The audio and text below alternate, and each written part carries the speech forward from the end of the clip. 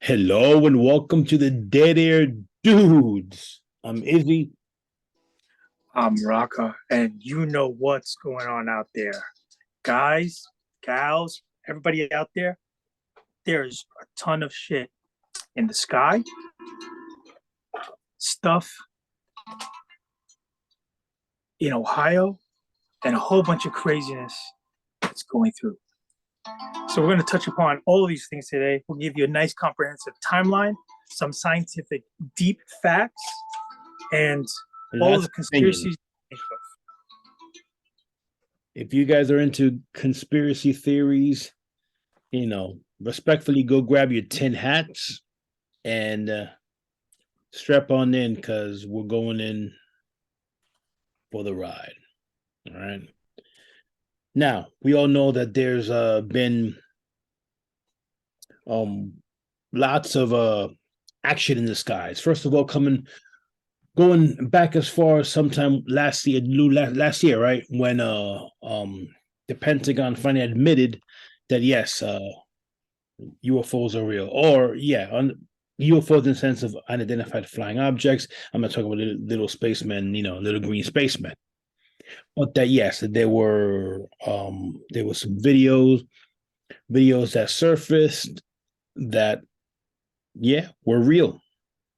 Yes, and specifically, we're talking about that Nimitz, USS Nimitz video, and then there's been a lot of the pilots themselves who actually pursued the unidentified objects, and the people on a special subcommittee or special organization by the government have come forward to say these things happened and nobody acknowledged them. Mm-hmm. The government finally, for some reason, really, really has come forward to not confirm findings, but to confirm the fact that these events happened, they remain unexplained, and for some measure, at least, there is some transparency. Now, if you check out one of our earlier episodes, we did discuss that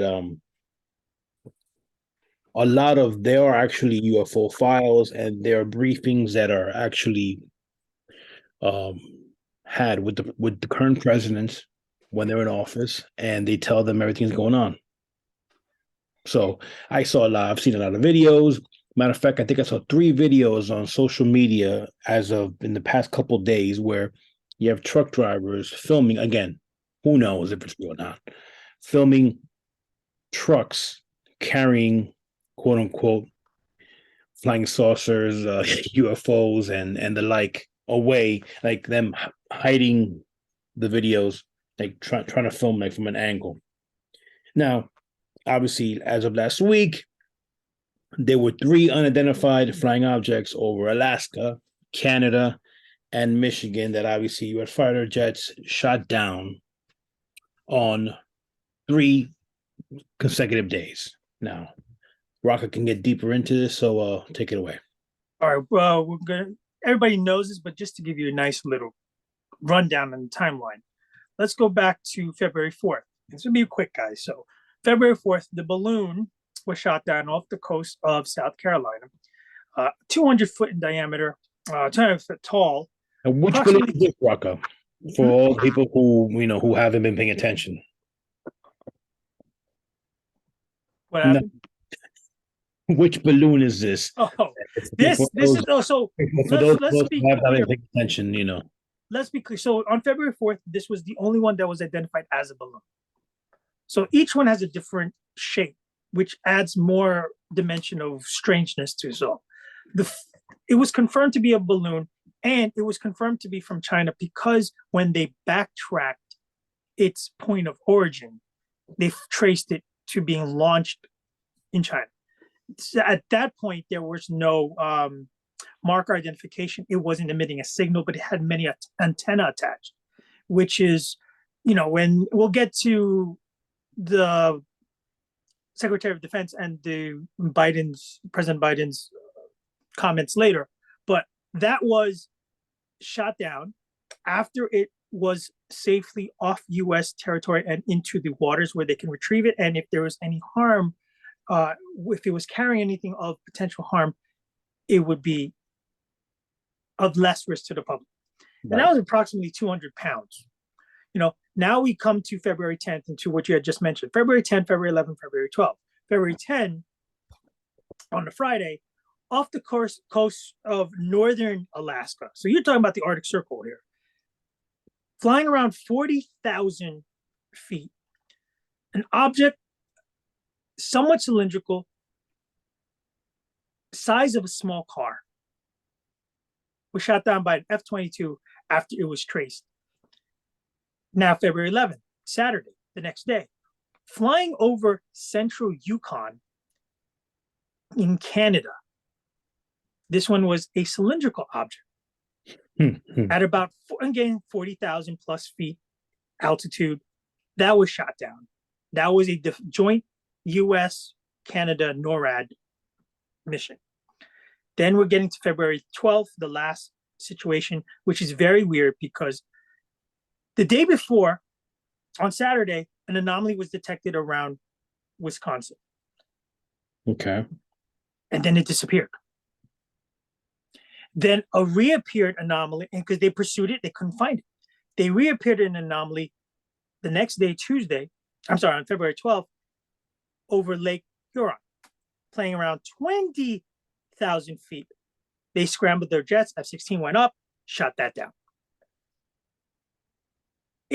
When we fast forward here, the shape of the object from the last one on February 12th over Lake Huron, the northern peninsula of Lake Michigan, that area, there were conflicting reports from the pilots on recordings, what they saw, what they didn't see, what shape it was, what shape it wasn't. Right. And one pilot even said their sensors were going haywire at one point. So we're talking about 4 different objects, each different. The only one that can be the most confirmed was the first one on February 4th, which was a balloon, which China has acknowledged thereafter was, a weather balloon or a research balloon that they had that went off track, and we overreacted. In pertaining to the balloon, the U.S. response thereafter was to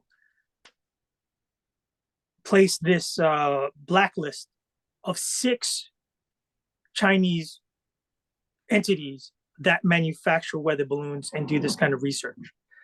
Is it an overreaction? Is it our airspace? Was it doing? Is there another way to track these balloons? How can you let it happen? Did anybody inform anybody? This is the kind of background. Exactly. This is the thing that doesn't get. One of many questions that I have that we all may have. Well, here's the thing that's coming out. We didn't see it up until it actually showed up in our atmosphere. That's the problem here, guys. We supposedly have the most sophisticated. You notice if it flew all the way. I mean, because if they didn't notice that it came all the way near us, then pardon my language, then we done fucked up because it's too late at that point. If it was something bad. Now, the official statements that are coming out, especially the week's end when officials from White House and then President Biden himself spoke on these matters, they said that they fine-tuned their radar and sensing acuities so that more of these unidentified objects pop up. What the hell were you doing before this? Who's to say, and here we go with the first of our speculations, who's to say you can't get into a hot air balloon and from any country, I am not pointing any country in specific, but any country at all can enter U.S. airspace and drop off people, bombs, pathogens, illegal equipment, contraband, what have you. Robots, zombies, werewolves. You're telling me that prior to these incidents, the radar and detection systems of the United States was not that sensitive? I don't buy it. Here's the other thing. It's been intimated that the February 10, 11, and 12 shot down objects might well be research devices. They're not even saying balloons. It could have been some kind of drone. It could be shaped differently. Yet, not one company has claimed a lost balloon. Right. The other thing that's come out of here, which has been an issue, is that apparently weather balloons, drones, and flying objects that can potentially interfere into civilian airspace, that can fly over sensitive U.S. Sites and military institutions and whatever, they don't need to register a flight plan or receive permission. Are you effing kidding me? And you're telling me, so like we're that's okay? You can just shoot up there? It's All crazy. of these things I don't buy. I don't buy. This is coming from a classified document that was reported by the New York Times. In a public report that was released last month, the intelligence community said that of 366 unexplained incidents, 163 were later identified as balloons. So, hey, I'm not a mathematician, but, a quick math here. What are the other ones? So the country of Japan, which has been typically a skeptic, they've joined actually, and I'm not saying this is UFO people, so let's just get off that. But they're typically the most skeptical country in investigating some aerial event as an unidentified object of an alien source or origin. They have come out and said that they have 3 objects unidentified in their airspace in 2019, 2020, 2021, and strongly suspect they are also balloons from China. So as China has apparently been launching this balloon spy system for a while now. Right. And of course, the rhetoric goes back and forth because now they're blaming the US, saying, well, you send balloons too, which is now resoundingly denied. So folks out there, we're providing you the facts. You assess for yourselves what is true, what is fiction, and what you just don't buy. And I don't buy a lot of this stuff. This stuff is sketchy to say the least. And like I just mentioned, what are the odds? And this is where we're tying all these things that have happened in the last 2 weeks events. What are the odds that one weather balloon was spotted 60,000 feet above the skies, the U.S. airspace, and then 3 in a row over U.S. and Canada right after? It's a big coincidence. Now, I saw a couple of videos. If I can remember who it was, geez, I have saved in one of my folders. But you know what? I'm not even going to mention it because if I can't verify the source, there's no point. So just go as conjecture and speculation. Well, suffice to say, they will mention the fact that there was a leaked document, the leaked FBI document that confirmed the evidence of UFO activity, many, many years ago.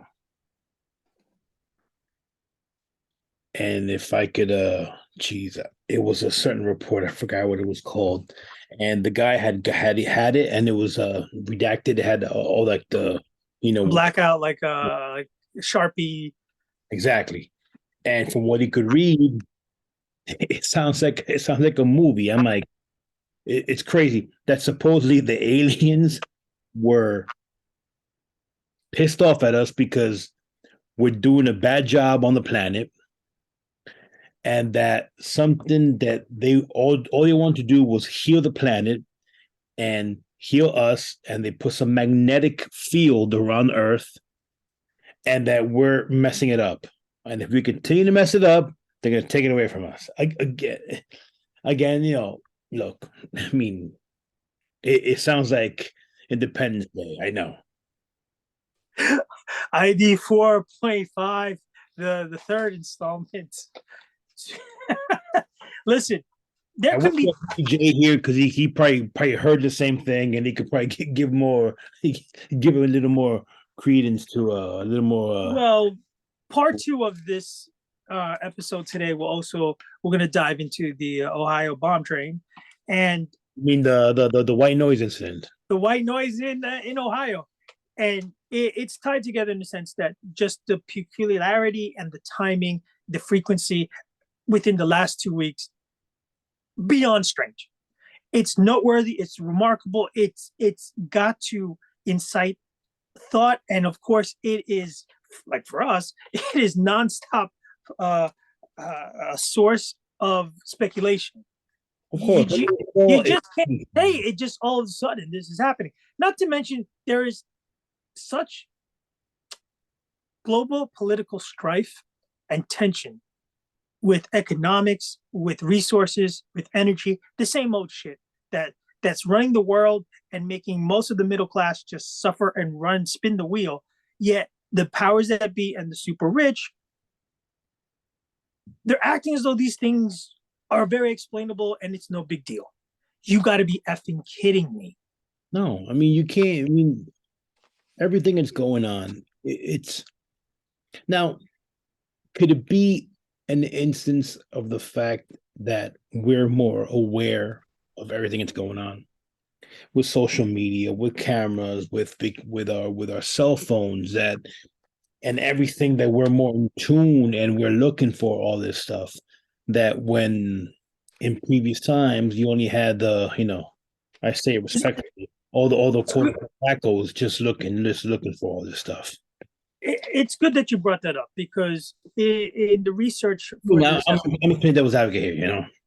No, look, you're playing devil's advocate with somebody of high public stature who has come out and spoke about the events that we're talking about right now. So Neil deGrasse, everybody knows, is very scientific intellect, and he presents a very logical argument against this, that, and that to debunk most of the speculation. He's come out and said, okay,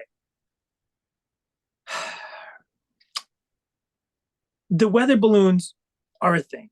He knew about it long before this became a political thing, that this has been going. This is a way to very cheaply gather information and that everybody does it.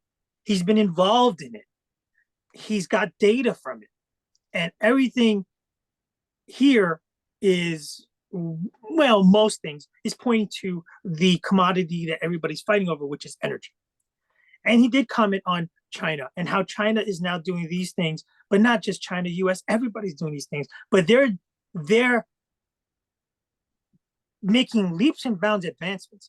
They put a space station on the dark side of the moon. Right. And why? Because the International Space Station was formed, Russia, us, and a few other countries. China was not invited. So they said, F you, we're going to do our own. And he's not surprised that this is a weather balloon that emanated from China, because he's like, same thing. They're saying, you don't want to include us. F you, we're doing our own.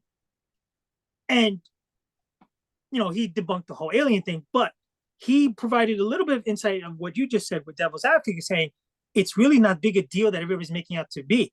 The big deal that him and a few others are making out is, why is our technology not that sophisticated enough to figure out that's a weather balloon, that's no big deal, yet you're scrambling an F-15, F-22, you're sending a Sidewinder missile to nuke it down. It's costing close to $1 million per pursuit of something that we should have better technology to just say it's either no big deal or, yeah, it's worth $1 million to shoot down.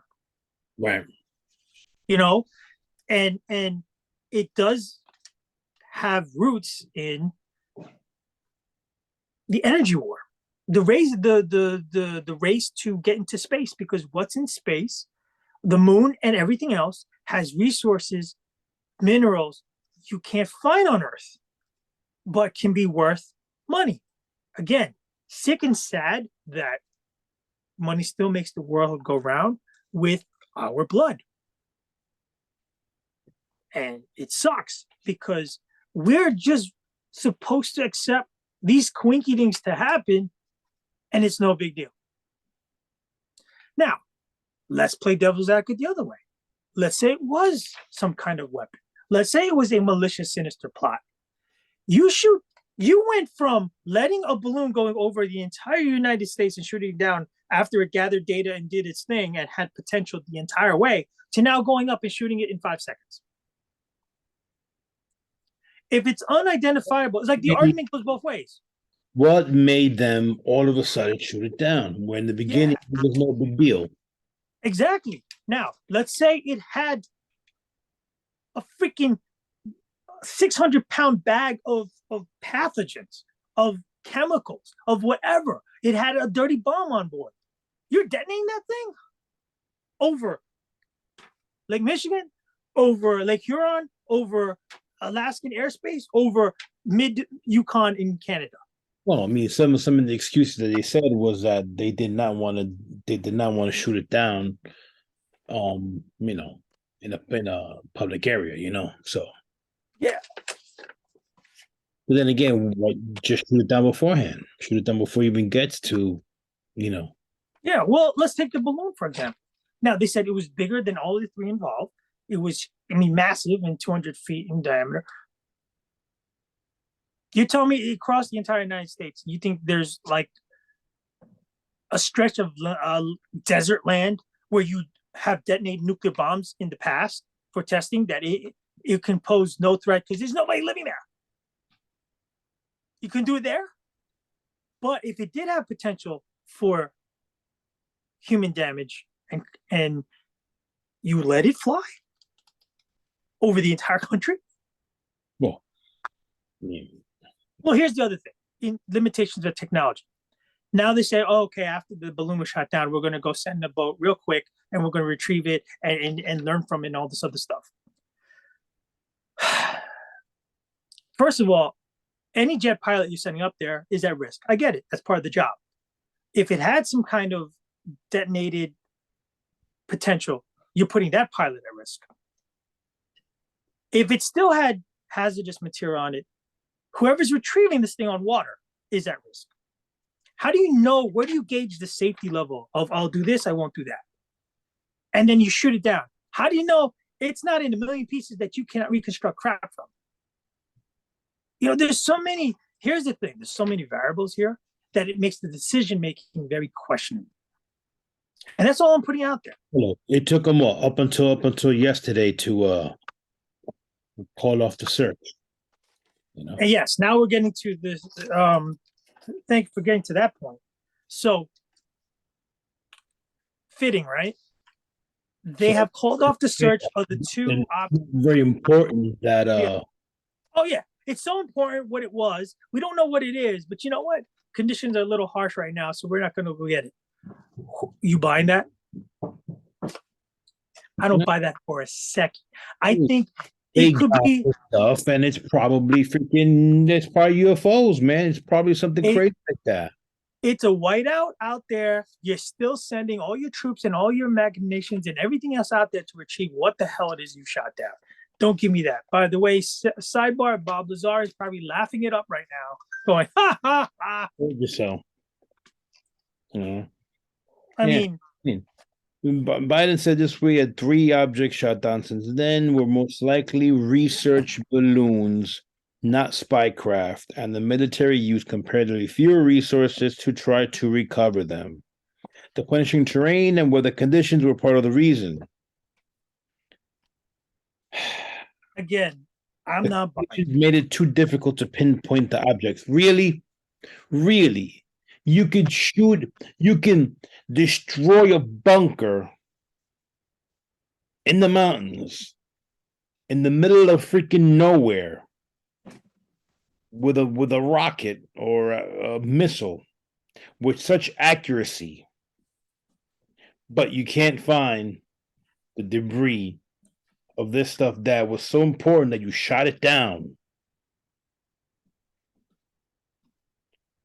Come on. They use modern day radar and X-rays to find out the topography of Greenland, which is forever been in ice, and you can't find this thing in the same hostile cold environment? You gotta be kidding me.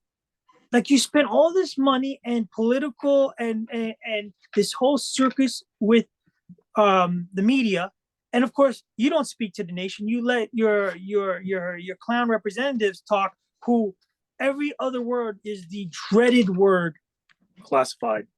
It's classified. Yeah, We're not sure.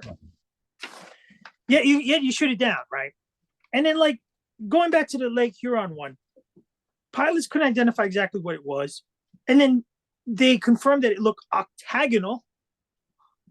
The other one's cylindrical. This one's octagonal. The other one's a balloon. So, okay, we're running the gambit of every shape that there is out there, and now we're shooting everything is down. You have it's comical to the point that the press releases and the statements they're saying are, oh well, it could be this, it could be that, and we're not sure of the shape, but then we're not sure of every other variable. But you know what we're sure of? We're going to shoot it down. Yet the balloon you let through the whole country. And then I am not taking a side left or right. I'm not saying anything, but I listened to the entire Biden press conference, and he didn't even take questions. No. And the media was talking over each other. I get it. It was incomprehensible. So this is a White House presser on an extremely curious, possibly threatening event of our airspace, and there's nobody there to organize the press to one question at a time and ask your damn question. Again, we're looking for transparency. We're looking for communication. Give me a break.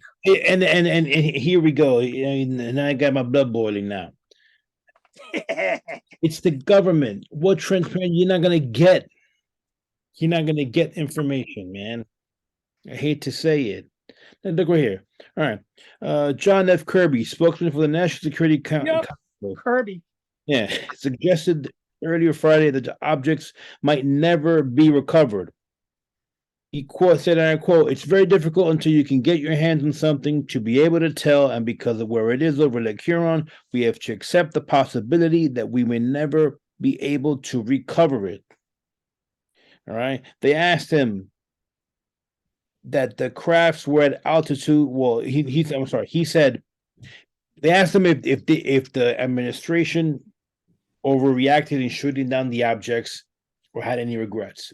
He said the craft were at altitude that could affect civilian aircraft and could have flown over military spaces. And I quote, "Absolutely not." He said when asked if the United States had regrets, given the situation that we're in, the information available, the recommendation of military commanders, it was exactly the right thing to do at exactly the right time. You make decisions based on the best information that you have, and ultimately, you have to come down to some core principles when you're making decisions as commander-in-chief. Okay? But they recovered the balloon, the weather balloon from China. They're boasting, oh, we're learning so much from this. Are they ever going to tell us? No, because everything is classified, need to know. I mean, part of the Biden 4-point resolution that he spoke was that they want to form a protocol, and Congress is going to be shared on the protocol, but they're not going to tell the rest of the country because it gives everybody else a roadmap to what they're looking for, and then they can skirt the protocol. My first question is, tell me, and again, this is nonpartisan. My first question, I don't care who's the president, I don't care what party's in charge. What's the present protocol?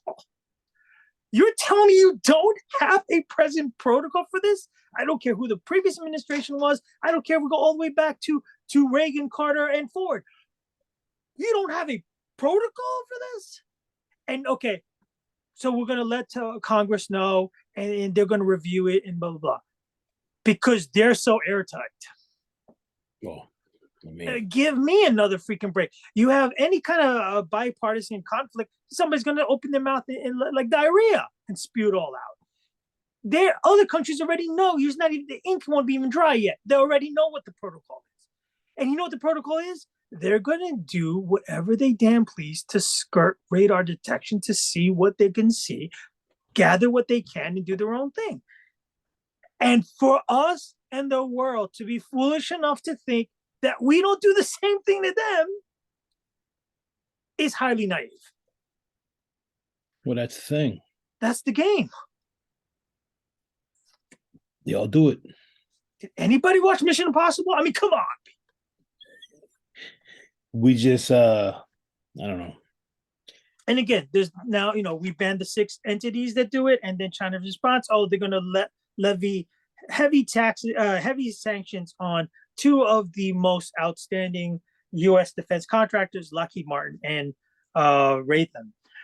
So, and especially now they're doing the blame game and saying that we're sending arms to Taiwan, which Taiwan, by any poor Taiwan, they're to be annexed next, and this whole game again, this whole game where other people's lives, like you and I in other countries that schlep our 9 to 5, do our job, pay our taxes, and we're the ones to be first in line to be slaughtered by military action, to be levied on fines and taxes and everything else, and go to war and spill blood for what? They don't even have the courage to tell us the freaking truth. Well, some people might say that this is just a distraction.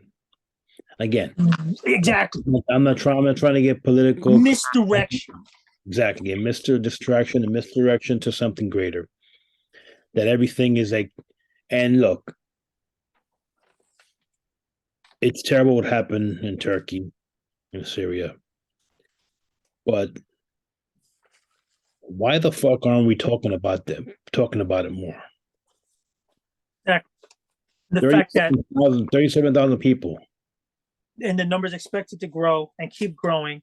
I mean, the amount of loss of life and death, coupled by the fact of the economics that they're going through, and conflict and other things that they can't get aid, medical attention, infrastructure help, whatever, and we're dealing with this, which in many ways could be serious, in many ways is a freaking joke.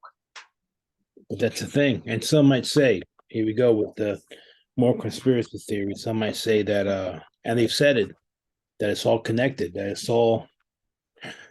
Well, I think you provided. It's all about the end of days. You have provided a nice segue into white noise in Ohio. If you want to take lead first with the movie, let's get into that, because enough of the UFOs.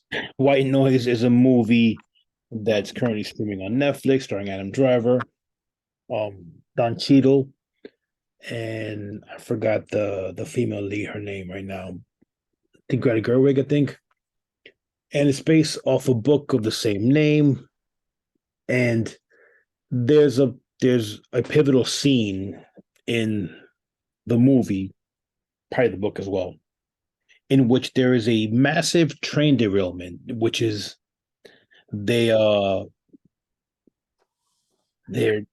has a shit crap ton of chemicals, everything all hazardous, and it derails and blows up, and there's a huge mushroom cloud and the whole thing, and fire, and everything happens. So, and it's in a small town. I forget where exactly White Noise is. East Palestine. But nonetheless, yeah, it's a small town, and the main character, Adam Driver, and his family, the kids are like super smart, and they're listening to all the stuff, and they have their own theories and what's going on and whatever. And they say, "Oh, the cloud, the dust cloud is coming our way." And he's a professor in a college, and a pretty smart one at that. And he's like, "No, it's not gonna come this way because the wind, this, that, and the other thing." But that was just a ruse or a little white lie that the local government told them not to, I guess, scare everyone, because that shit was definitely going their way. And then when it gets too close, they're like, "Oh shit! Everybody get the f out and get away as far as you can." So you can imagine that turned into a whole thing. They escape. Then Adam Driver's character gets caught somewhat in the cloud. Then they talk about people, how people are contaminated, not contaminated. I mean, I don't know how it ends up fixing itself in the book or whatever, but that's where the fiction ends and the reality now begins. What happened in East Palestine? So, Rocka, take it away, please. I mean, the parallels are uncanny.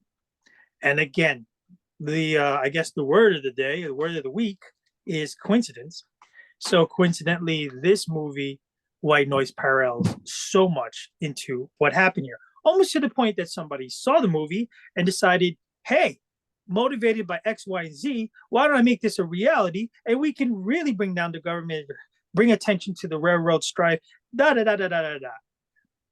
First thing I thought of after this movie, White Noise, is Let me cut you off one second. Just a quick Google search.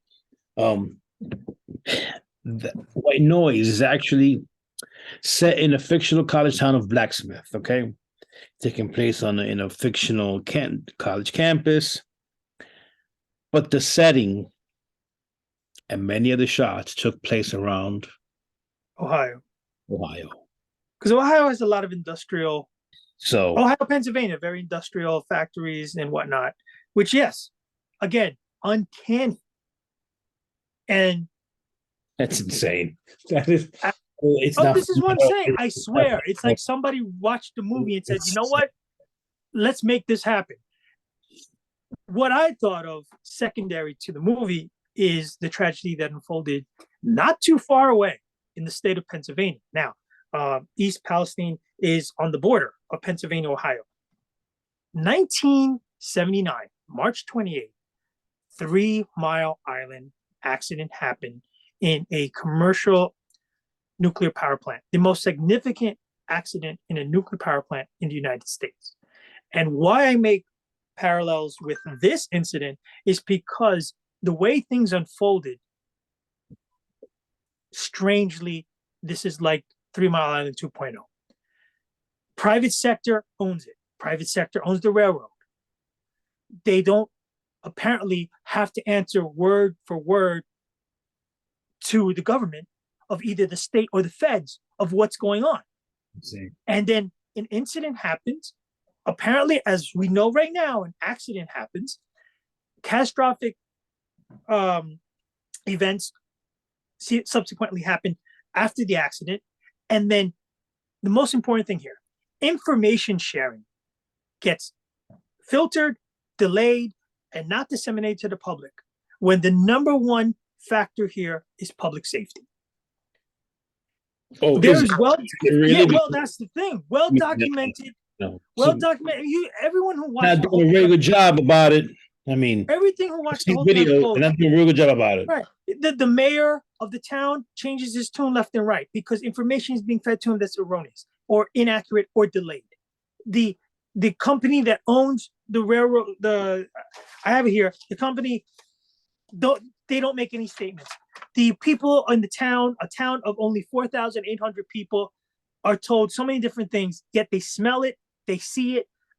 Surveillance video just accidentally captures 20 miles away sparks and fire on the wheels before this blows up. There's footage of this. So a lot of people now, of course, are getting politically motivated to give their sides of why they think this happened. But this is 150 car long train that carries the bulk of which are usual stuff, vegetables, food, canned goods, other goods, materials. I mean, the gambit of everything. It drives the country because it brings goods across the country faster than a truck driver would, and tons of stuff. Right? You don't have to fly it. It's just a train. It goes through. This is a backbone of a lot of industries. But what they initially told you was, no, there's no hazardous material, is a load of horse crap. Because it's been later opened up that many hazardous materials are on board in at least 20 cars, and 4 major chemicals, which I'm going to get into, are on these cars, one of which is a big bag. Yeah. 38 cars derailed. The fire ensued, damaging 12 cars. The 20 cars carrying the hazardous materials, 11 of the 20 derailed. Now, check this. Now this is check this out. I mean, everybody, for we know, but just which is insane. Residents were ordered to evacuate, obviously due to the threat of a possible explosion. Authorities, as you well know, chose to breach the 5 tankers filled with vinyl chloride. Okay. Sending hydrogen chloride and phosgene, which is a toxic gas, into the air. Now, phosgene was used in World War I as a chemical warfare substance. And what's vinyl chloride? Okay, so now let's get into vinyl chloride. So, as I just give me a second, filter through my notes because there's 4 major big bad chemicals, and let's start from the top because that is the biggest bad of them all. Got a little. This is the chemical of vinyl chloride. Vinyl chloride is used in so many applications for many reasons. Show that again for the viewers. That's vinyl chloride, guys and gals and everyone. Okay, many people consider vinyl chloride to be one of the most, if not the most, hazardous threat to health and environment, to the point that many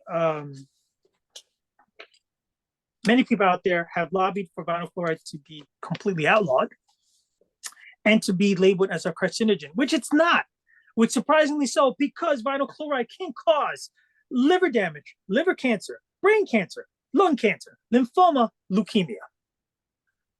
Vinyl chloride is transported in a liquid form for many reasons, for easier transport, this and that, and everything else. It is a chemical that's the basis for many things, many industries, many applications, but primarily it's the main ingredient to make PVC. PVC is everywhere, people. It's in your plumbing, it's in pipes, it's in fencing, it's in plastics that are part of healthcare, of construction, of tools, of everyday life, toys, you name it. Anything with a PVC, it's got to be made with vinyl chloride.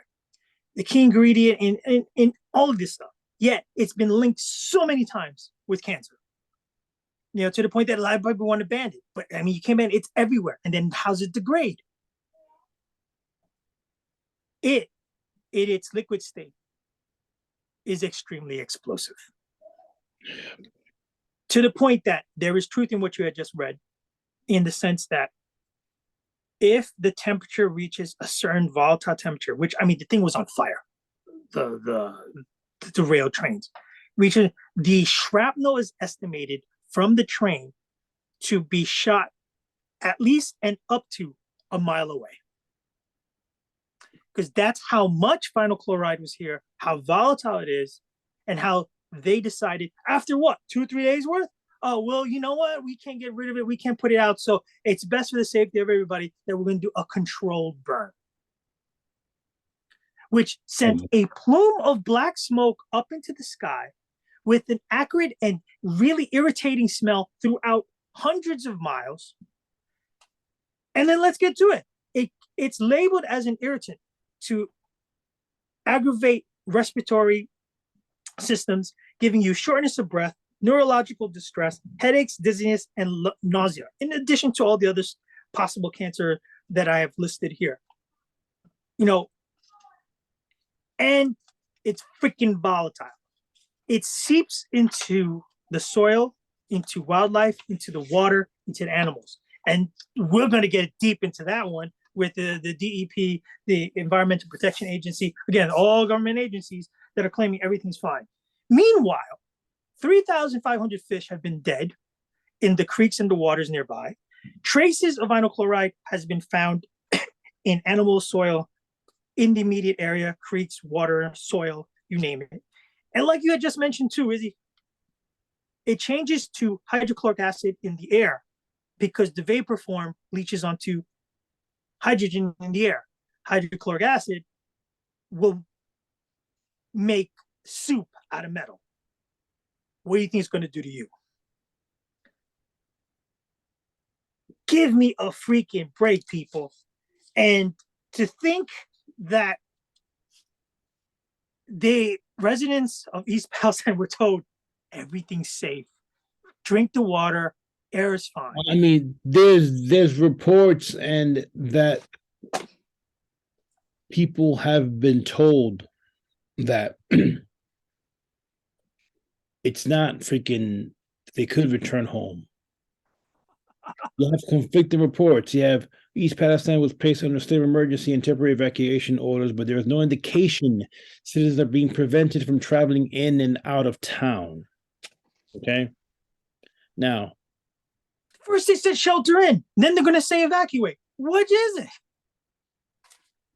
Immediately after the train derailment of February 3rd, about half of the 4,761 residents of East Palestine were told to evacuate. More than 500 of them chose to stay in their homes. Okay. They received another evacuation notice on February 5th when they determined that a dangerous explosion was possible. And they were lifted on February 8th when Ohio Governor Mike DeWine and other officials said it was safe for residents to return home. Oh, my God. I asked you and I asked the listening public. You saw what happened on the news. You're living right there. You smell it. You're being affected. Dogs, cats, pets, wildlife in the immediate area are dying, bleeding through their eyes, throwing up. You're returning home because they say thumbs up, all clear? You're out of your freaking mind. 20. Yeah, as Rocco mentioned before, 3,500 fish across 12 species have died in creeks and streams near East Palestine. Okay. This is from Mary Mert, director of the Ohio Department of Natural Resources. Now, how can you have different agencies conflicting with each other? Okay. Chemistry is chemistry. It doesn't change. And there's been some TikToker, I'm sorry I forgot his name, but he's got a degree in chemistry, and he was providing more information than the DEP and the EPA. Yeah, I saw too. Her name. Yes, she was excellent, and she broke it down in layman's terms. Yeah, we could it was understand. an actual video with the guy. He had a cup of coffee, and he poured, I do believe it was milk in the coffee, and it started sizzling. It started fucking sizzling. Okay. It was acid or something. The chemical reaction to the water in East Palestine. Because what's in water, people? Hydrogen to oxygen. The hydrogen leaches off into the vinyl chloride, and you form hydrochloric acid. This is understandable for everybody. You don't need even a basic chemistry degree. Just take science at its word in any literature and in any website. That's what forms. That's what you get. And I can't even imagine what the other implications and other chemicals, because there's also ethylene glycol monobutyl ether. I don't know, these are some big names, but I'm just letting you know there's ethyl hexoacetate and there's isobutylene. So forget about the names. But the first one I mentioned, they're all used in industry, and they're all volatile, and they all have irritations of the skin, the lungs, the GI system, everything. They're used in everything. They're used in adhesives, construction, O-rings, sealants, latex, cling wrap. They're used in textiles, paints, paint clearing, finishes. We all use these things and chemicals we take for granted, but they're transported across the country in these trains, cheap. And so that you and I can have, good things, waterproofing, insulation, stuff in the house, coolers, coolants, everything. But the issue at hand here is the level of safety. Where the hell is OSHA? I haven't heard a word from them. Well, I mean, they've And been they're busy having the thumbs up their asses. I don't want to politicize the issue, but it's inescapable when you have You have agencies, as I mentioned, completely. They're well, here you go, guys. And they're again, competing, we look at each other. I mean, you have other people. Now they're saying the Ohio River is not that no vinyl chloride has been detected in the Ohio River. A release by the Ohio Emergency Management Agency. Okay, I and think with the water Ohio system, River is very large. It's a water body that is able to dilute the pollutant very quickly. uh, the I mean, I'd love for a representative to come over, just like they did in Michigan years back with the whole issue that happened in Michigan. I'd like them to draw water from the tap, hand it to a politician, a DEP agent, a representative. No, I want the big wig, not even a representative. I want the guy in charge. Take a drink in front of everybody, right from the tap. Tell me it's good. Oh, But it has been reported, you can't escape it. And whether I again, we're not this can turn partisan. another Flint, Michigan. Yes, we are not partisan here at all. I I prescribe to no political party. I barely even vote. But it's inescapable that what's come out of the woodworks is a lot of representatives from the railroad union. You know, forget about DEP and environmentalists, but the railroad unions come out. Now, in recent news, the government has to intervene because of the imminent railroad strike from the railroad union workers and everything. It's been documented for multiple, so I'm not even going to the last administration or beyond that or the one before that. It's been happening for a long time, and I am more identifying with the middle class here than any political affiliation.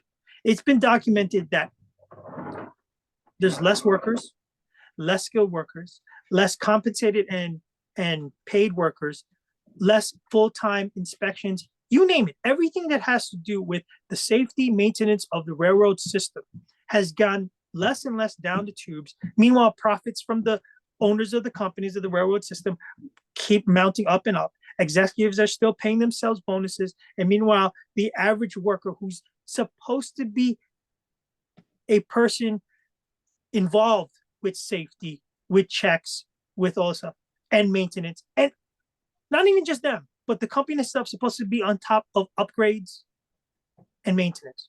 So I'm not even blaming the workers, but there's been this, it got to such a head that the government had to intervene in the last few months to stop a railroad strike. Why? Because the same old stuff I see in healthcare, the same you see in your industry and everybody else's industry who is in middle class, is that there's less of us working with less pay, more hazards, and you end up with a less quality finished product. But of course, man. I mean, Norfolk Southern should be held completely responsible for this. I mean, to the point. I mean, there were rumors that look how crazy this is.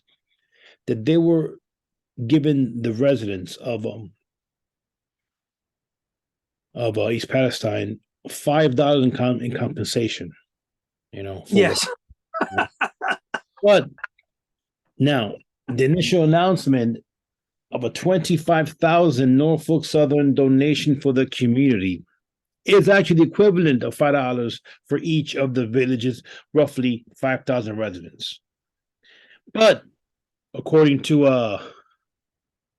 their Connor Spielmaker, their relations guy, they're giving a whopping $1,000 checks to the residents of East Palestine. Because that's what your life is worth. $1,000. Of course, that's going to probably be taxed. So it'll probably be, you know what? I mean, you know. You can go out and go buy yourself an N95. Yes. Listen, for anybody out there, I am not a showrunner for Netflix or any other documentary series, but go check out 3 Mile Island and what the government response was, and the agencies, and the private sector, and everything. How many people lost their homes at 3 Mile Island? That thing is just concreted up right now, but it's still radioactive rods in there that will take 20,000 years to decay. You've lost your homes, the place where you grew up, you were displaced, and that's nuclear. It's still a hazardous health threat. How about in East Palestine, Ohio? And how about the future? And how about the environment? And how about the animals nearby? Because we're all connected, people. You're going to drink the water. The animals drink the water. You're going to eat the animal. But let me ask you. I mean, maybe I missed it. How did this derailment happen? Nothing official has been stated.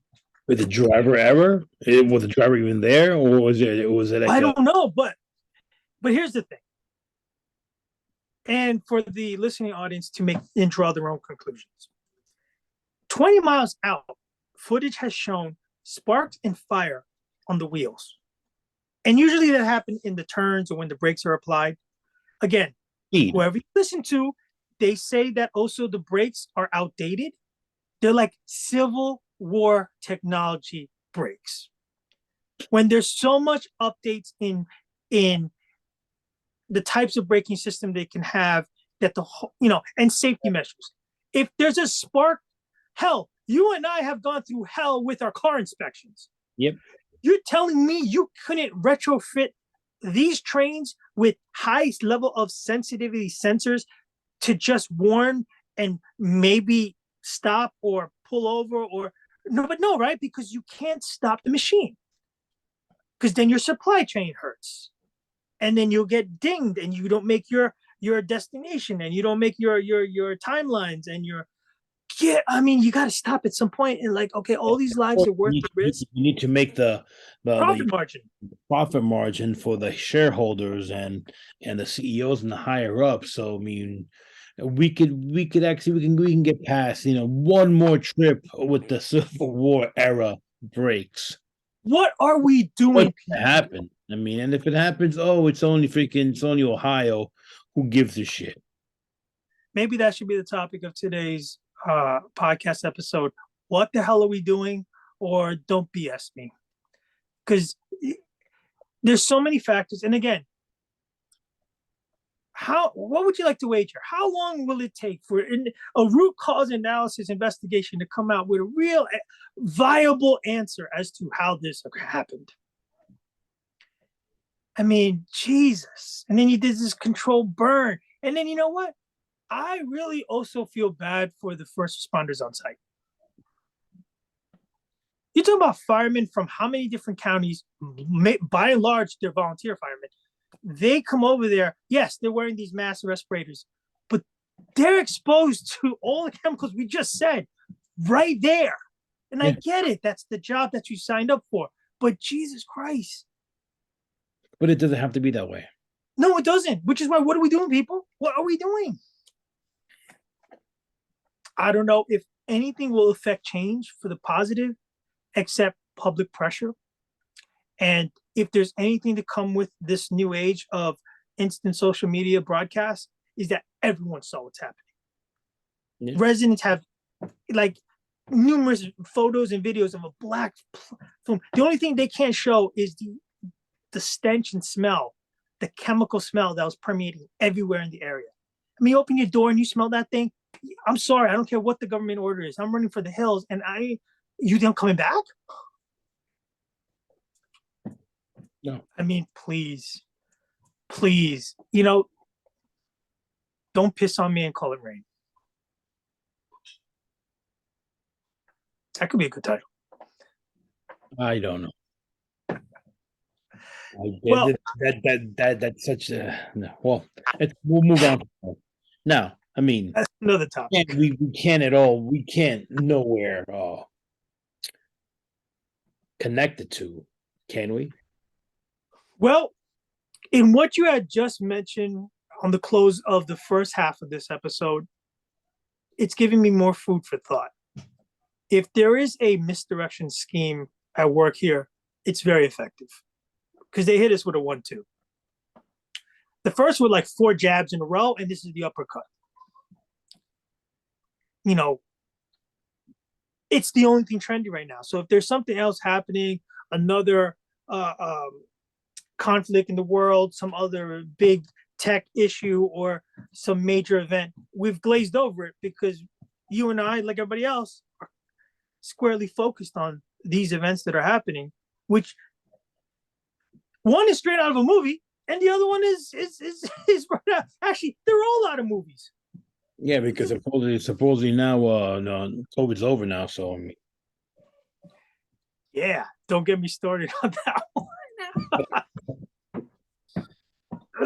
boy, you can't make it up. If these are the end times, man, I don't know. All right, guys, you know what? We tried our best to provide a comprehensive timeline, in-depth information of what we do know, like the scientific data, with eyewitness accounts, with what is provided by government and video of everything that happened, from the unidentified shit in the sky, and then the explosion train to Ohio that's happened in the last 2 weeks, which have been a very eventful 2 weeks. And of course, us and everybody else who are conspiracy theorists are just going gaga over what's happening. All that I recommend is that for everybody to not accept right out what is provided to us by anybody. Do your due diligence, your common sense, and draw your own conclusions to what the hell is happening out there. Right. I mean, we don't know how far this can go and what else can happen to this. I mean, there's unsubstantiated reports that as far or as close as upstate New York, they would some unknown chemical debris was on some cars. So I don't know. I mean, it makes sense if you see the weather report when the incident occurred and when they did the controlled burn. It was a very windy day. You're talking about 30 up to 40 miles per hour. Those and the neighboring states, Pennsylvania, New York, Northeast, Canada. The jet stream goes right through that, right up. Just like anything that happened in Chernobyl didn't just stay in Chernobyl. mm-hmm. The radiation carried the jet stream that's over there all across Russia, Siberia, and dissipated as you get around the world. But the immediate surrounding area, nobody lives in a bubble, people. I don't care. Damn COVID. Nobody lives in a bubble. Okay? So what happens there will affect you and I. And it affects the people we know and live there and work there, and the animals. Shit. You buy any livestock or eggs from the Ohio, Pennsylvania area, don't eat it. No matter how cheap the eggs are. Yes. No. All right. And don't even get me started with the price of eggs because of the big blow up of the largest egg industry in the middle of the country. Oh my God, that's another one which. All you guys who have any information that we don't have, please let us know. And everybody, as Raka mentioned, please be careful and question everything. Don't believe everything people say, even if they are in positions of authority, I guess. Even more so. Oh yeah, definitely even more so. The truth is out there. As usual, please like, comment, subscribe.